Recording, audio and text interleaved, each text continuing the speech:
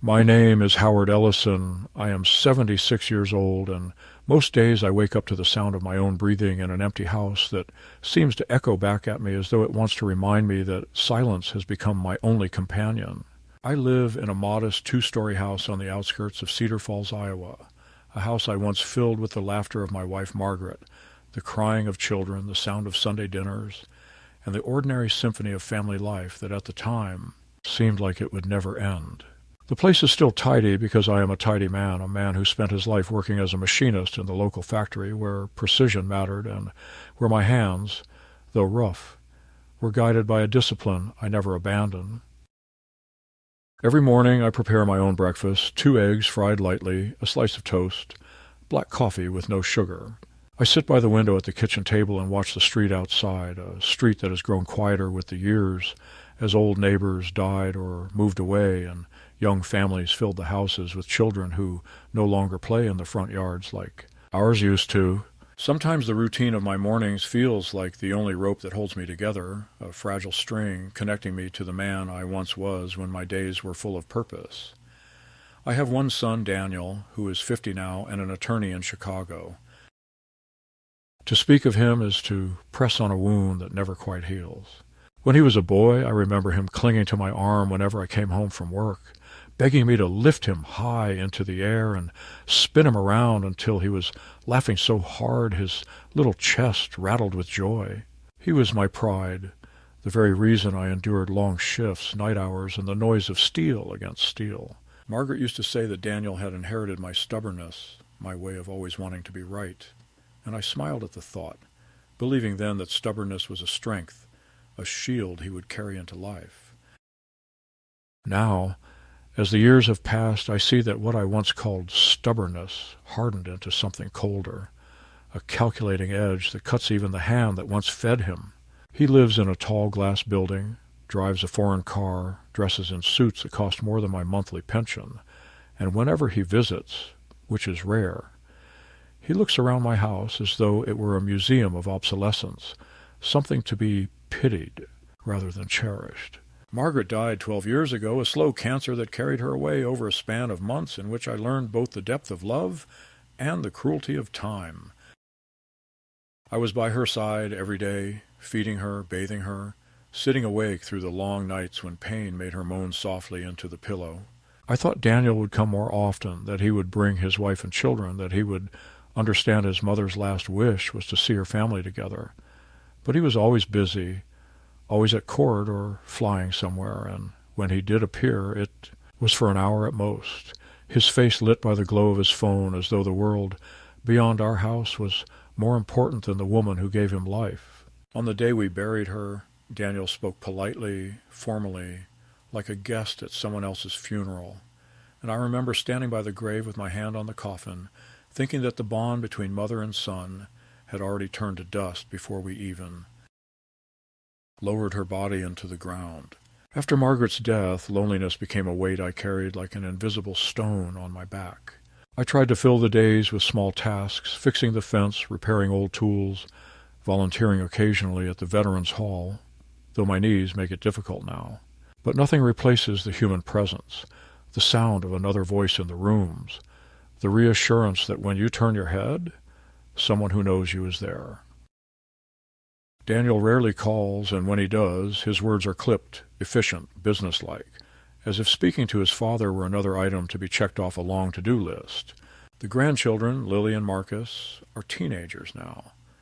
I've not seen them in almost 5 years, except in pictures Daniel's wife posted online, pictures where they smile in front of beaches or college campuses, as if their grandfather never existed. Sometimes I print those pictures on my old computer and tape them on the fridge, not because I believe it brings them closer, but because it reminds me that they are still out there, living, growing, moving forward, even if I am stuck in this house, like a clock that ticks but never chimes. There are evenings when the silence becomes unbearable, when the television no longer distracts me and the books blur before my eyes. I take out the photo albums Margaret kept, heavy books with fading Polaroids, scribbled notes in her careful handwriting, tickets from fairs and baseball games taped on the pages. I trace my finger along her smile, along Daniel's boyish face, and I wonder if memory itself is a kind of betrayal, because it preserves what the present refuses to give. To remember love is both a blessing and a punishment. It keeps me alive, but it also reminds me daily of what I no longer have. Neighbors sometimes invite me over, but I decline. It is not pride, it is simply that I do not want to impose myself on people whose families are intact, whose children still call them for advice, whose lives feel vibrant while mine has slowed to a crawl. I do not want to be seen as the lonely widower, the man with too much time and too few people who need him. My dignity is the last possession I have, and I cling to it even as the world, and sometimes my own son, seems determined to strip it away. I tell myself I am not bitter, that I have lived a long life, worked hard, paid my debts, and that the natural order is to fade quietly, to step aside as the younger ones take the stage. But in the middle of the night, when I wake with the creak of the house and the shadows pressing on my chest, I feel a burning in my heart, a question that will not leave me. Is this truly all I deserve after giving everything I had to family and work? Is silence the final reward for loyalty? My voice has grown quieter over the years, partly because no one asked for it, partly because I fear that if I raise it, I will be dismissed as a bitter old man who complains too much. Yet deep inside, I know that silence is not what Margaret would have wanted for me. She always told me, "Howard, you have a strong voice. Don't let the world shrink it." For years, I thought she meant my singing, my silly baritone at church, but now I understand she meant something larger, that dignity has its own sound, and to die without using it is the true tragedy. When Daniel does visit, once or twice a year, he arrives with the air of a man doing charity. He stays in his fine clothes, does not even loosen his tie, and looks at the furniture as if dust itself were an offense to him. He asks questions about the house in a way that feels less like interest and more like inventory. Is the roof in good shape? How much is the property worth? Do I have a will prepared? He frames it as concern, but I see the gleam in his eyes that betrays calculation. He talks about retirement homes as though they are resorts, tells me about places where someone will take care of everything and I won't have to worry. I tell him I am fine where I am, that this house is more than wood and walls. It is the shell of my life, the container of memories. He sighs as if I were stubborn, as if refusing to leave were selfish. Perhaps it is, but I know that once I leave this house, I will no longer be Howard Ellison, husband, father, worker. I will be a number in a file, a man who once existed but whose story has ended. I do not hate my son. Hatred requires energy, a fire I no longer have. What I feel is something colder, like standing in a draft that never goes away. I love him because he is mine, because I remember the boy he was, the boy who fell asleep in my lap while I read him stories, the boy who cried when I left for work nights. But I no longer know the man he became, and I am not sure he knows me either. Between us stretches a silence heavier than words, a silence that one day will break in a way neither of us expects. Daniel called on a Wednesday, his voice brisk and polished the way it gets when he is shepherding a client through steps he has already decided for them. And he said he would be driving through Cedar Falls on his way back from Des Moines, that it had been too long that we should have dinner together, and I felt a strange mixture of relief and dread settle in my chest, because these invitations always arrived with invisible footnotes attached, expectations about what a reasonable old man should agree to in a carefully curated sense of concern that had less to do with my well-being than with the management of some future that he believed belonged to him. I cleaned the house more than it needed, pushed the vacuum across the same strip of carpet until the lines were straight and parallel like the passes of a plow, put fresh coffee on, although it was afternoon, and when he arrived he stood in the doorway in a raincoat the color of wet asphalt and let his eyes travel across the living room as though he were taking inventory of a warehouse before an auction, nodding at the framed photographs and the mantel clock and the chair where Margaret used to fall asleep with a book, and then he smiled the gentle smile he gives to juries and to old men alike, and said he had made a reservation at the new place by the river, because it would be quiet enough for us to talk. The restaurant was the sort that is proud of its restraint, low lights, candles that leave a stuttering halo on the water glasses, a piano murmuring something slow near the bar, and a menu that substitutes poetry for portions. We were shown to a table against the window, the Cedar River moving in a dark ribbon beyond, and I watched the reflection of my own face hovering in the glass like a ghost seated with us. Daniel ordered for both of us without asking, which is his habit now, saying the trout would be better for me than the steak and that I would thank him later. And when the server asked about drinks, I said I would like a small rye because it comforts my chest on damp days, but Daniel shook his head and requested sparkling water with lime for us both, and then he turned his attention to the leather folder he had brought and set beside the bread plate, as if it were a third guest we might have to include in the conversation. He asked about my knees and about the roof and about whether the furnace had been serviced, and I answered politely.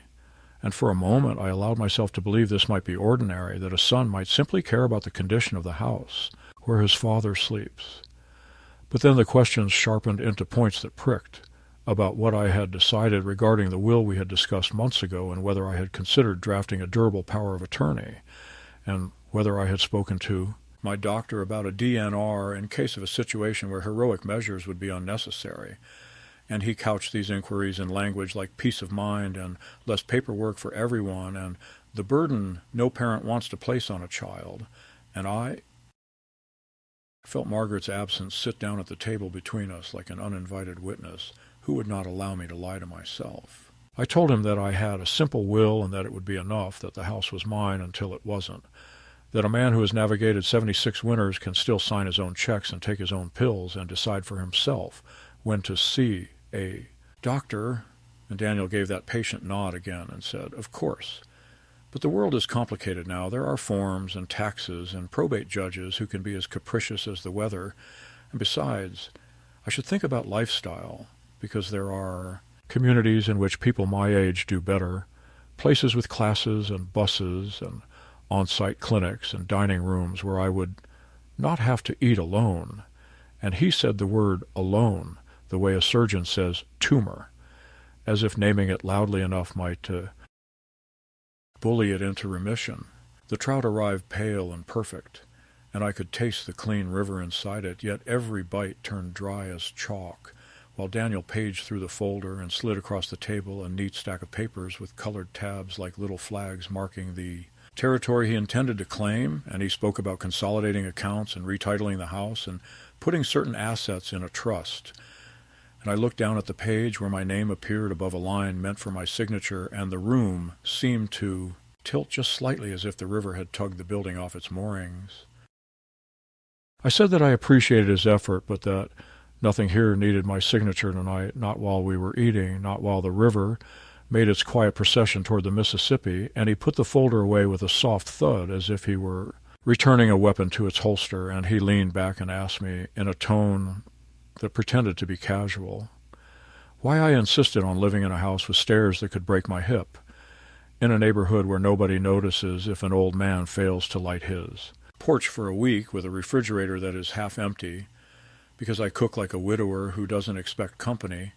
And he said there are statistics about falls and confusion and malnutrition, and that he had spoken to a doctor at a firm event who said men like me often decline rapidly after a small crisis.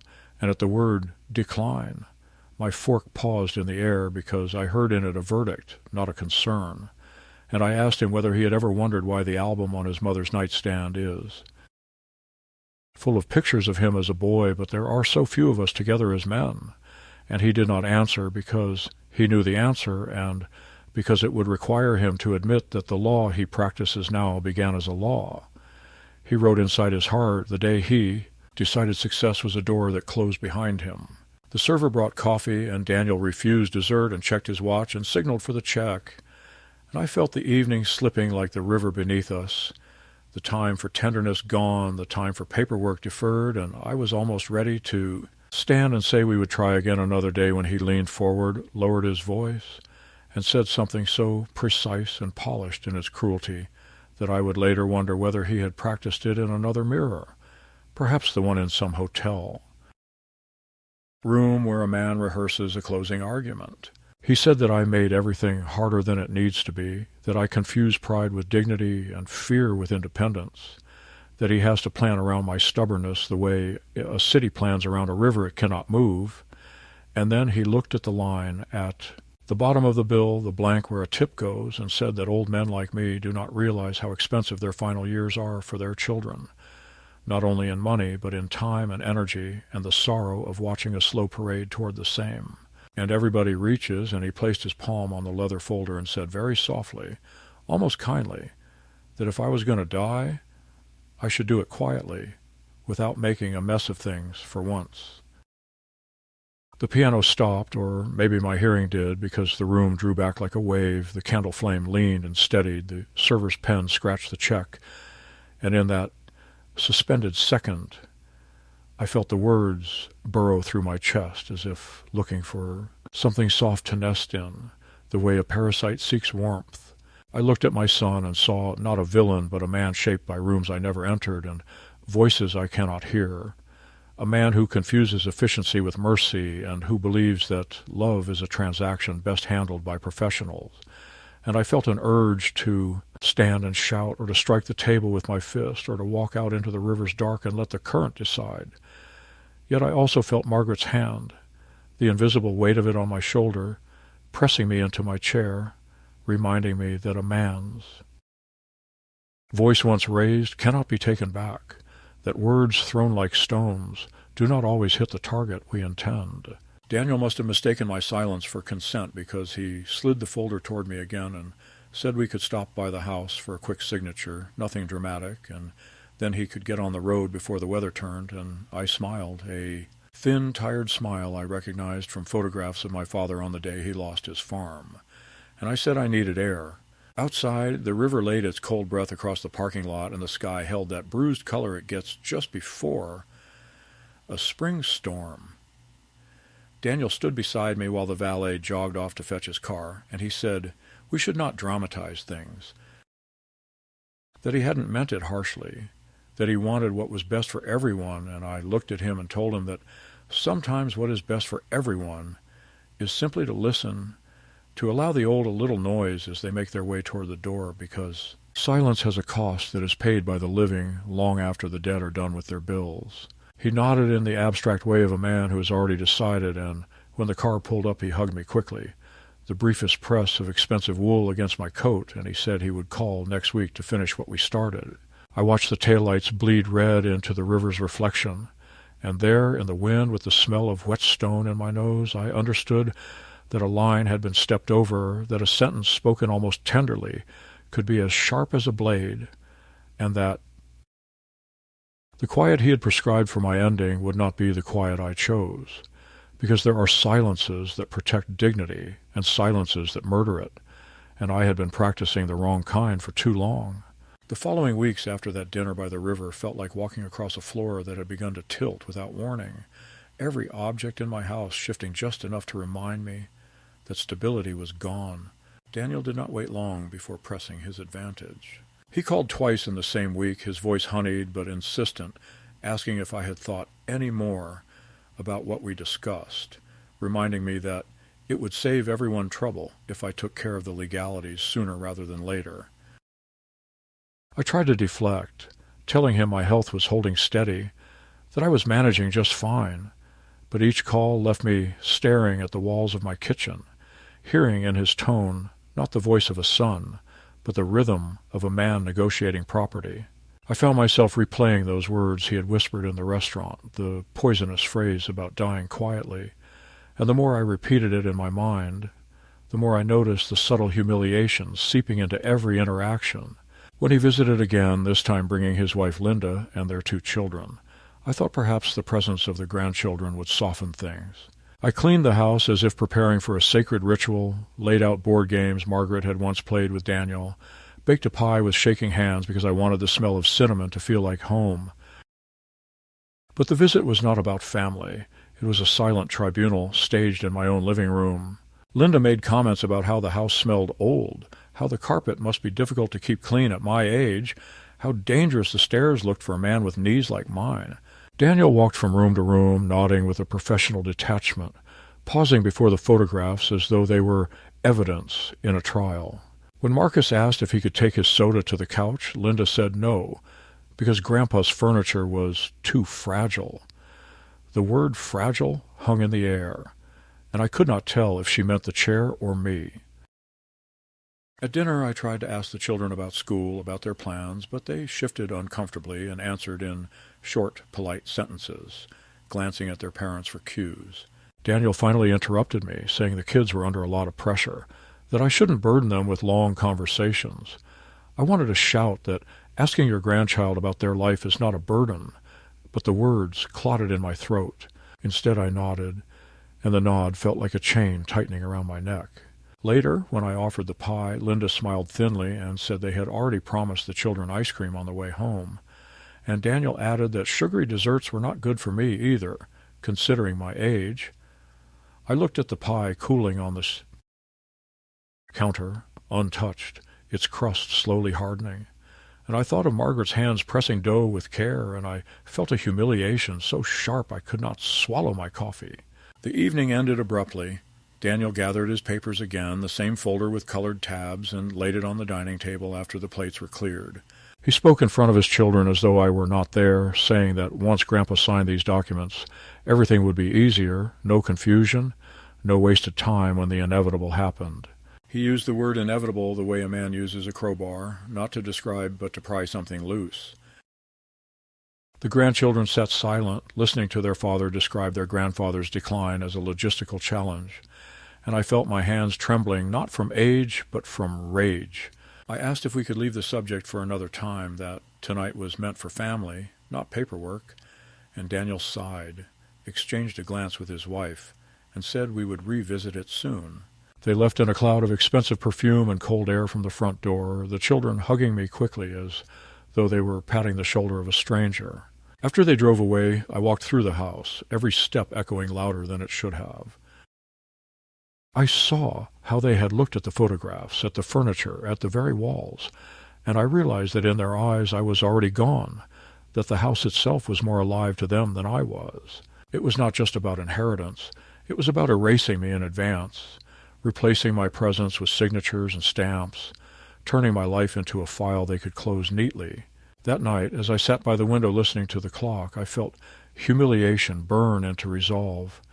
Margaret's voice, faint but steady in memory, whispered that silence would not protect me. The escalation continued in smaller ways that cut deeper because of their subtlety. Daniel sent me brochures for retirement communities, glossy pictures of smiling seniors holding shuffleboard cues, and he underlined words like safety, companionship, no burden. Linda left me a message about a geriatric clinic in Chicago where specialists could assess whether I was still able to live alone. Even the bank called one afternoon, saying Daniel had inquired generally about procedures for managing a parent's accounts in the event of mental decline. They said it was routine, nothing unusual, but I knew the seed had been planted. Every phone call, every brochure, every polite remark about my age was a hammer tapping at the same crack. The attempt to make me doubt my own strength, to make me hand over the keys to my dignity before death could take them. The breaking point came when I attended church one Sunday. A neighbor, kind woman named Carol, pulled me aside after the service and asked gently if it was true that I was planning to move into assisted living because my health was failing. My heart sank. Daniel or Linda had spread this whisper already, making preparations for a future they wanted others to believe was inevitable. I told Carol no, that I was still capable, that rumors were cruel things, but walking home I felt a sting sharper than arthritis. It was not enough for them to press me in private. They were beginning to shape how the world saw me, laying the groundwork for a verdict of incompetence before I had even been judged. That night I sat at the kitchen table staring at the cold pie still on the counter, untouched since their visit.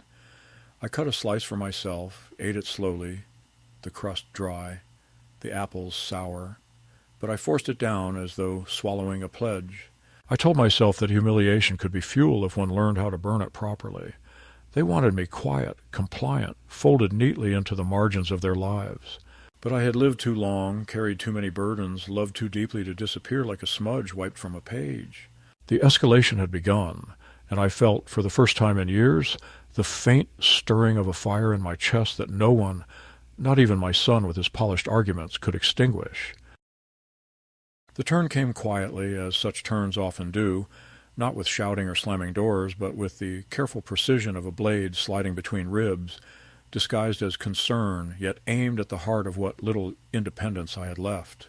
I was at the bank one afternoon, a place I had visited for years without complication, where the tellers knew my name and remembered Margaret's smile, when the manager, a young man in a too-crisp suit, asked if I would mind stepping into his office.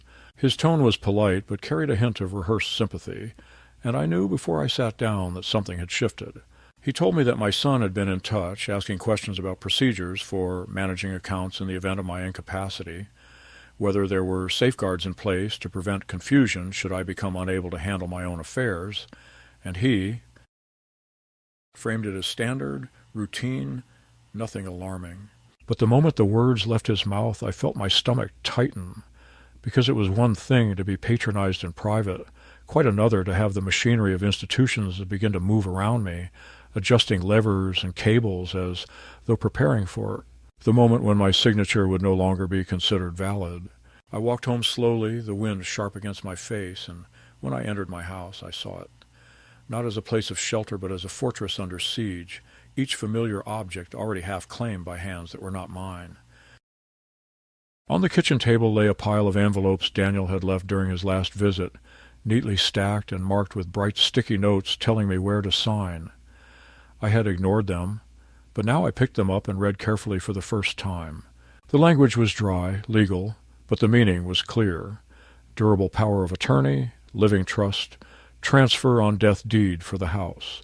Each page spoke not of care but of anticipation, as if I were already gone, as if my life were a waiting room for their inheritance.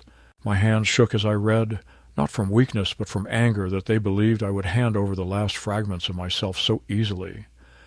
The real blow, however, came not from paper, but from overheard words. A week later, Daniel returned with Linda and the children, supposedly for Sunday dinner. I was grateful at first, hoping to salvage something ordinary from the ruins, but as I carried dishes from the kitchen, I paused by the hallway and heard their voices through the half-open door to the dining room. Daniel was speaking in the calm, analytical tone he uses in court, saying that once I signed the documents, everything would be streamlined, that they could avoid probate, that there would be no drawn-out disputes. Linda added that it was better to manage me now rather than later when confusion might set in, and then she laughed softly and said it was remarkable that I still insisted on doing my own shopping and cooking, as if those small acts of survival were amusing eccentricities rather than lifelines. I stood there with a bowl in my hands, listening to my own children's voices reduce me to a problem of logistics, and I felt the weight of humiliation settle into something sharper, a determination not to go quietly into their tidy plan. That evening, when we finally sat down together, I looked at my grandchildren and tried once more to speak with them. I asked Marcus about his classes, and he shrugged, saying little. I asked Lily about her music, remembering Margaret's piano and how she had dreamed that someday her granddaughter would play those same keys, and Lily glanced at her mother before answering that she had little time for such things. Their eyes slid away from mine as though they had been taught not to engage too deeply, and in that silence I understood how thoroughly Daniel and Linda had rehearsed them in the script of detachment. The dinner passed in strained politeness, and when it ended, Daniel again pressed the folder toward me, his voice steady, his gaze fixed. I pushed it back across the table and said, with as much calm as I could muster, that I was not ready to sign anything, not now, not while I could still decide for myself. His eyes flickered with irritation, and Linda's lips tightened, but they said nothing more, only gathered the children and left with promises to call soon. The moment the door closed behind them, I sat in my chair by the window and felt a shift inside me. Until then I had endured the small humiliations with a kind of weary silence, telling myself that patience might soften their hearts, that time might bring understanding. But overhearing their words, reading the papers designed to strip me of choice, seeing the grandchildren coached into distance, it all cut too deep. It was no longer a question of whether they loved me enough to treat me with respect. It was clear they loved what they imagined would be theirs, the house, the accounts, the neat conclusion of my life without fuss or trouble. Margaret's voice rose in my memory again, urging me not to let the world shrink me into silence, and for the first time in years, I felt that voice merge with my own, forming a vow. That night, I could not sleep. I walked from room to room, touching the photographs, the furniture polished by decades of care, the very walls that had absorbed laughter and grief. I realized that if I continued to wait passively, they would erase me while I was still breathing, turning me into a shadow who nodded politely while they divided the spoils. A decision formed in me, not out of spite, but out of necessity. I would not allow them to control my ending. I would not sign away my voice. I had lived long enough to know that dignity is not given, it is defended, sometimes at great cost. The midpoint of my story had arrived, and it was no longer about survival alone. It was about resistance, about refusing to let their version of me become the truth. I sat at the kitchen table as the clock ticked past midnight, and I whispered aloud to the empty room, "If I am to go, I will not go quietly." It was after that night of quiet resolve that the battle I had been dreading began to unfold in earnest. No longer a series of hints and polite suggestions, but a campaign carried out in my own home and in the lives of those who still circled me. Daniel did not wait long to strike. He called less often, but when he did, his voice carried the cadence of a prosecutor, sharp, clipped, and final, and each conversation was built around the same refrain, that I was unprepared, that I was being reckless, that I was making things harder for everyone. He dressed these accusations in language of duty and love, but I had learned to hear the steel beneath the silk, and it rang in my ears long after the receiver was placed back on its cradle. I knew then that he had abandoned any pretense of gentle persuasion. He was ready to push. The next visit was orchestrated like a trial. They arrived not only as a family, but with Linda's brother, a financial planner, who carried a laptop and spoke the language of balance sheets and tax efficiency. They spread papers across my dining room table as if it were a courtroom exhibit, explaining how much smoother everything would be if I consolidated, if I allowed Daniel to manage, if I relieved myself of the burden of responsibility. I sat at the head of the table and listened, my face still, my hands folded tightly in my lap, because I knew that if I allowed them to see my anger, they would call it confusion. If I let them glimpse my sadness, they would name it weakness. Linda offered me tea in the tone of a nurse coaxing a patient, while her brother clicked through slides of charts and numbers, all of which added up to a single conclusion, that I was an obstacle in the way of their tidy future. The children were present too, but they were not spared the theater. At one point, Daniel turned to Marcus and Lily and said that Grandpa was being difficult, that sometimes old men refused to do what was sensible, and he asked them if they wanted to see him comfortable or struggling, if they wanted to inherit a tangle of legal disputes or a smooth passage. The cruelty of using children as witnesses against their grandfather burned me more deeply than the papers or the charts. Lily shifted uncomfortably in her chair, her eyes darting to me as if searching for a version of the truth that did not require her complicity, while Marcus kept his gaze fixed on the glowing laptop screen, nodding as though this were simply another school lesson. I felt my heart pound with humiliation and fury, and for a moment I wondered if I should rise from my chair and shout until the walls themselves shook. But instead I sat still and let them play out their performance, because sometimes silence is not submission, but a blade kept sharp until the right moment. They left that evening without my signature, but not without delivering their verdict. As Daniel gathered the papers, he leaned close and said in a voice pitched low enough that only I could hear, that I was making this harder than it needed to be, that he had spoken to an attorney who assured him there were ways to challenge capacity, if it came to that, and that it would be better for all of us if I cooperated now rather than forcing unpleasant proceedings later. The words lodged in my chest like stones. It was no longer a question of persuasion, but of threat. He was telling me, his father, that he was prepared to declare me incompetent. In the days that followed, the whispers spread further. At the grocery store, a neighbor asked kindly whether I was thinking of moving soon, because she had heard from Linda that the house was getting to be too much for me. At church, another congregant offered me a brochure for a retirement community outside town, saying Daniel had mentioned I was looking into it. The sense of siege tightened around me as though my life were being rewritten in absentia. The story of my decline already drafted and distributed while I still woke every morning and brewed my coffee and read my newspaper. Each encounter left me both shaken and steeled because humiliation can crush a man, but it can also become the coal that fuels a fire. The real confrontation arrived on a Sunday afternoon when Daniel called and insisted on a family meeting. I thought at first he meant something informal, but when they arrived there was nothing casual in their demeanor. They had come to stage a reckoning. Linda carried a thick folder. Daniel was dressed in his courtroom suit, though it was the weekend, and even the children wore expressions rehearsed to appear solemn. They sat me at the dining room table like a defendant before a panel of judges, and Daniel began to speak in that slow, measured tone he uses when he wants his words to be unassailable.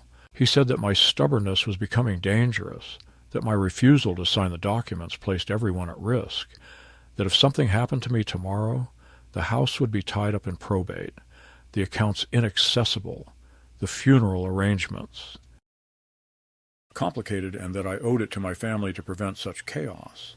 He framed it as duty, as sacrifice, but the undertone was clear. They wanted control, now. Linda followed with her own speech, softer but no less cutting. She said she had been patient, but she worried about the children, about the stress this caused them, about how hard it was for Daniel to juggle his career with the additional responsibility of an aging parent who refused help. She looked at me with wide eyes, brimming with rehearsed sympathy, and said, "We just want you to have peace, Howard." "Why won't you let us give you peace?" And in that moment I felt a bitter laugh rise in my throat, because what they called peace was erasure. What they called love was possession. Then, in a gesture that nearly broke me, Daniel placed his hand on Marcus's shoulder and asked him to read aloud a paragraph from one of the documents.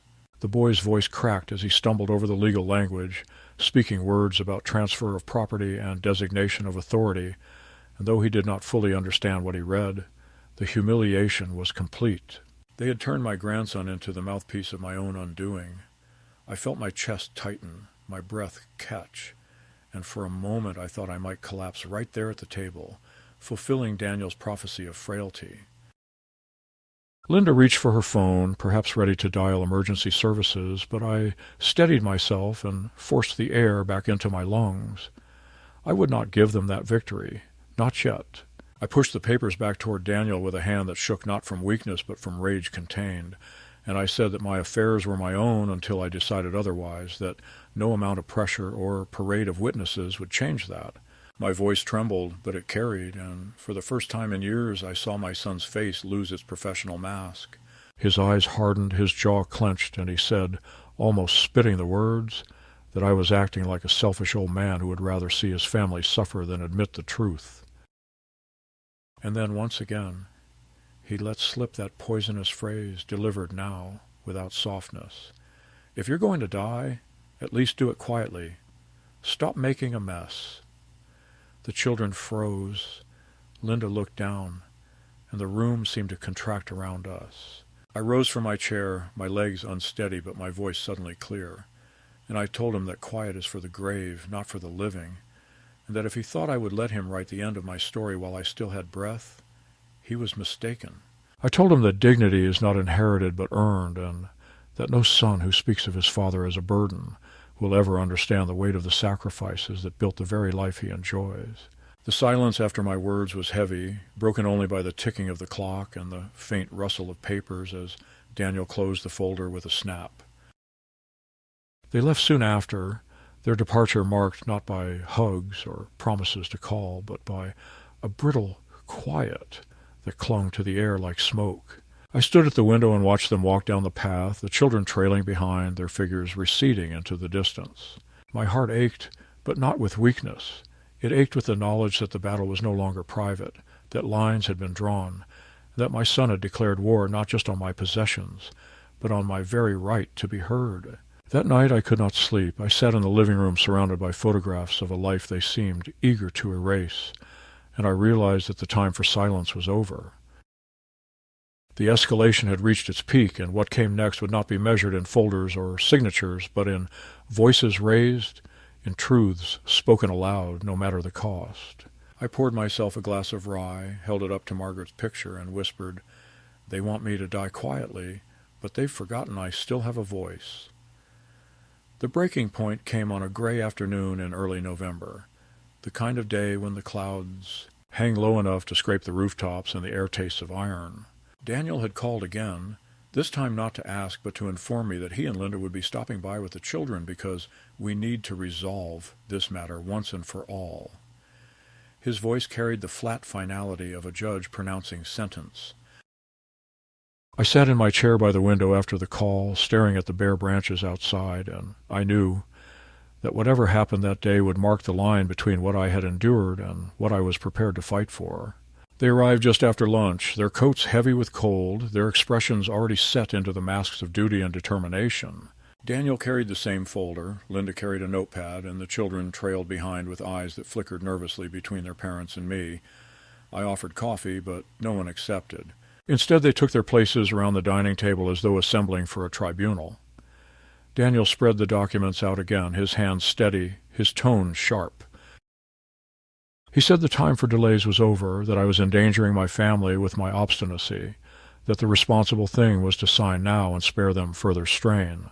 Linda added that they had consulted with a notary who could come within the hour, that everything was prepared, that all that was required was my cooperation. Something inside me, something that had been simmering for months, broke open then. I rose slowly from my chair, every joint aching, but with a steadiness I had not felt in years. I looked at the faces around the table, at my son's tight jaw, at Linda's polite mask, at the children's bewildered eyes, and I felt Margaret's presence in the room as though she were standing just behind me, her hand on my shoulder. My voice shook at first, but I let it rise, let it gather strength. I told them that I had listened in silence long enough, that I had swallowed humiliation after humiliation, that I had heard my own son speak of me as though I were already gone, as though my life had been reduced to a balance sheet and a set of complications to be managed. I turned to Daniel and repeated the words he had whispered in the restaurant, the words he had spat in this very room, the words that had burned like acid in my chest. Die quietly. The air seemed to freeze. The children stared at their father, Linda's eyes widened, and Daniel's face flushed crimson. I told them all that those words had shattered something inside me, that no child who could say such a thing to his father deserved the inheritance he was so desperate to secure. I told them that the house they coveted would never be theirs, that I had already made arrangements with a lawyer in town to leave it to the local veterans' home, a place where men who had known hardship and loyalty would find shelter. I said the accounts would bypass Daniel and Linda entirely, divided directly among the grandchildren when they came of age, so that whatever remained of my life's work would go to the only future worth believing in.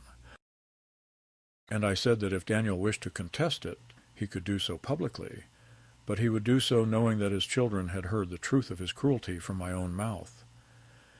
Daniel tried to interrupt, to raise his voice, but mine carried over his.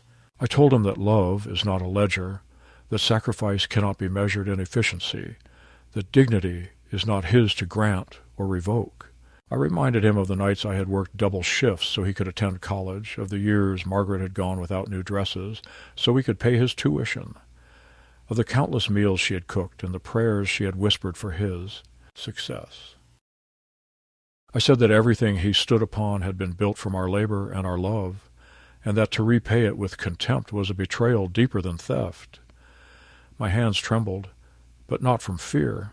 I slammed my palm against the table and felt the papers scatter, their neat rows of signatures and clauses breaking apart like brittle bones. The children sat frozen.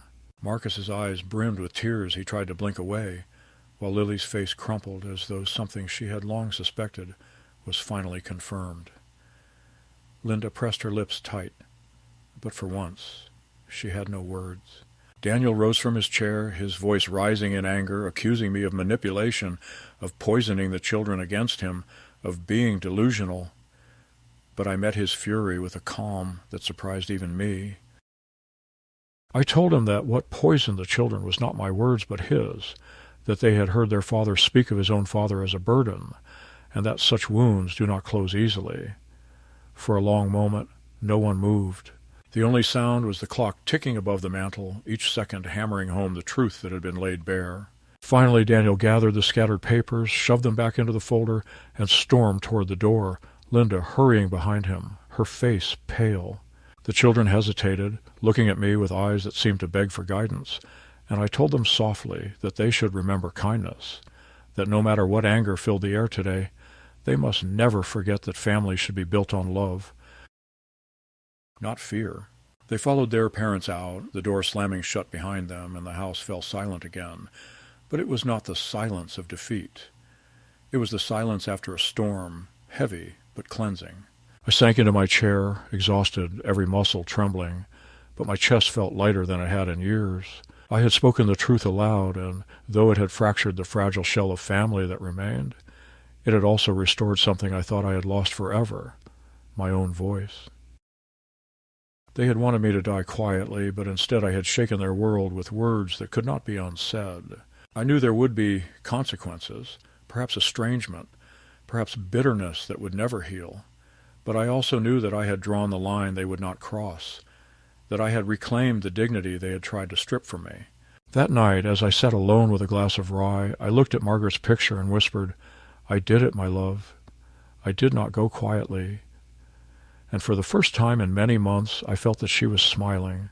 In the days that followed the confrontation, the house felt both emptier and fuller at once, as though by casting out their demands and their papers I had cleared space for something that had been suffocated too long.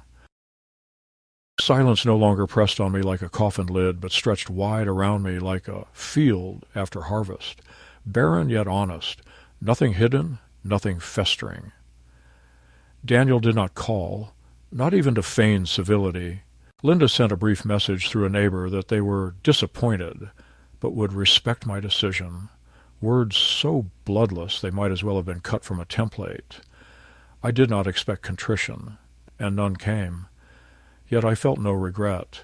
I had spoken, and in speaking I had drawn the line between what was mine and what they wished to take. A week later I met with my lawyer, a man younger than Daniel but steadier, who listened without interruption as I explained how I wanted my estate handled. We finalized the documents, placing the house in trust for the veteran's home, dividing what money remained into accounts earmarked directly for the grandchildren.